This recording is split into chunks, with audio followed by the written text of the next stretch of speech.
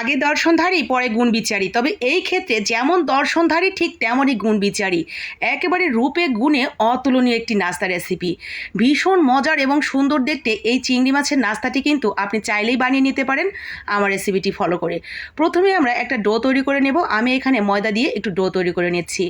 হালকা কুসুম গরম করে পানিটাকে আমি একটু লবণ দিয়ে স্বাদ মতো কিছু পরিমাণ ময়দা দিয়ে ডো তৈরি করে নিলাম, ঠিক আমার যতটুকু পরিমাণ। আটা ময়দা যে কোনো একটা কিছু হলেই হবে, অথবা চালের গুঁড়ি দিয়েও কিন্তু বানাতে পারেন। হাতের কাছে যেটা থাকবে সেটাই নিয়ে নেবেন। ব্যাস, আমার ডোটা হয়ে গেছে, আমি রেখে দিচ্ছি। ঠান্ডা হলে হাত দিয়ে সুন্দর করে ময়ান করে নিব। আর এই দিকে নিয়েছি কিছুটা চিংড়ি মাছ, একদম চিংড়ি মাছের মাথার অংশটা বাদ দিয়ে শুধুমাত্র মাংস যতটুকু থাকে সেইভাবে কিছুটা পরিমাণ ব্লেন্ড করে সুন্দর করে কিমা তৈরি করে নিয়েছি। কিমা তৈরির কাজটা পাটায় বেটেও করা যেতে পারে, তবে একেবারে মিহি করেই করার চেষ্টা করবেন। সাথে দিয়ে দিচ্ছি কাঁচামরিচ, পেঁয়াজ কুচি, টমেটো কুচি, ধনিয়া পাতা কুচি, স্বাদ মতো লবণ, একটু সয়া সস, একটু ভাজা জিরার গুঁড়া দিয়েছি খুবই সামান্য, আর দিয়েছি এখানে ধনিয়ার গুঁড়া আর হলো আপনার মরিচ গুঁড়া। আর শেষের দিকে দিয়ে দিলাম অল্প একটু তেল, রান্নার রেগুলার তেল, আর সাথে একটু লেবুর রস। তো সব কিছু দিয়ে ভালো করে মিশিয়ে নিয়ে এক সাইডে আমরা রেখে দিচ্ছি। পুরটা এতক্ষণে সেট হতে থাক সুন্দর করে। আর এই দিকে আমাদের ডোটাও কিন্তু ঠান্ডা হয়ে গেছে, আমি হাত দিয়ে ভালো করে ময়ান করে নিয়েছি। এখন সুন্দর করে লেচি করে আমরা রুটি তৈরি করে নেব, যেরকম নর্মালি বাসায় রুটি পরোটা হয় সকালবেলা নাস্তার জন্য, ঠিক ওরকমভাবেই আমরা রুটিটা তৈরি করে নিচ্ছি।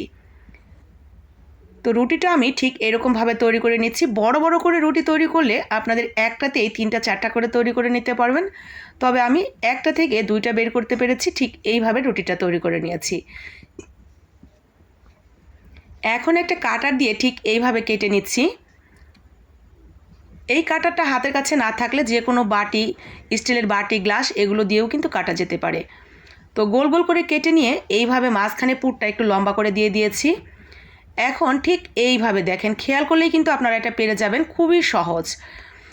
আমি কিভাবে করছি দেখেন, লেজের দিকটা বের করার জন্য আমি ওই দিক থেকে একটু অংশ কেটে বাদ দিয়েছি, আর একদম মাঝখান থেকে ভি শেপ করে একটু কেটে বাদ দিয়ে 2টা পাশ জয়েন করে দিয়ে ঠিক এইভাবে আমরা কেটে বাদ দিয়ে দিচ্ছি বাড়তি অংশটুকু। ব্যাস, এখন শুধু চিংড়ি মাছের পেটের দিকে যে পায়ের মতো থাকে, তো চিংড়ি মাছের পাগুলো তৈরি করে দিলাম।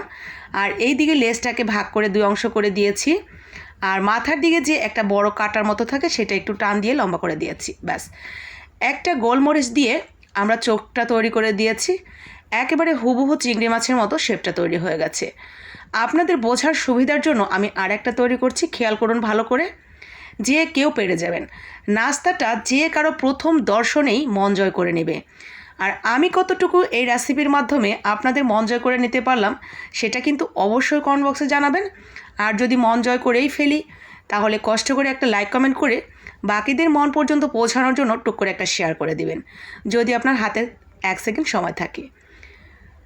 তো আমার কিন্তু সুন্দর মতো আর একটা চিংড়িরও শেপ দেওয়া হয়ে গেছে। আপনারা একটু খেয়াল করলেই কিন্তু এই শেপটা খুব সহজেই দিয়ে নিতে পারবেন। দেখেন, দেখতে হুবহু চিংড়ি মাছের মতো হয়ে গেছে। আর চিংড়ি মাছগুলো এখন যতটা ছোটোখাটো দেখা যাচ্ছে, এগুলো ভাজার পরে কিন্তু ডাবল হয়ে যাবে ফুলে। তো এখন আমি গরম তেলের মধ্যে দিয়ে চিংড়ি মাছগুলো মচমচে করে ভেজে নেব। এই নাস্তাটা দেখতে যতটা চমৎকার, যতটা দর্শনধারী, খেতে ততটাই অসম্ভব মজার। চিংড়ি মাছের তৈরি যে কোনো খাবারই কিন্তু অসম্ভব মজার হয়, কারণ চিংড়ি মাছ নিজেই খুব সুস্বাদু একটা জিনিস।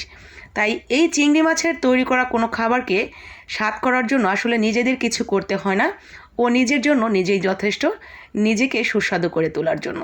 ভীষণ মজার এই নাস্তাটি আমার বাসার প্রত্যেকের ভীষণ ভীষণ রকমের ভালো লেগেছে। সেই সাথে আমার তো কোনো কথাই নেই, আমার বাসার প্রত্যেকে যখন খেয়ে কোনো খাবারের প্রশংসা করে আমি তো আবার নতুন নতুন নাস্তা বানানোর জন্য অনেক উৎসাহ পেয়ে যাই। এরকম উৎসাহ ভালোবাসা পেতে আপনিও কিন্তু তৈরি করে নিতে পারেন এই সুস্বাদু চিংড়ি মাছের নাস্তাটি। ভালো লাগলে বানিয়ে নেবেন। আজকের মতো এখানেই। আসসালামু আলাইকুম।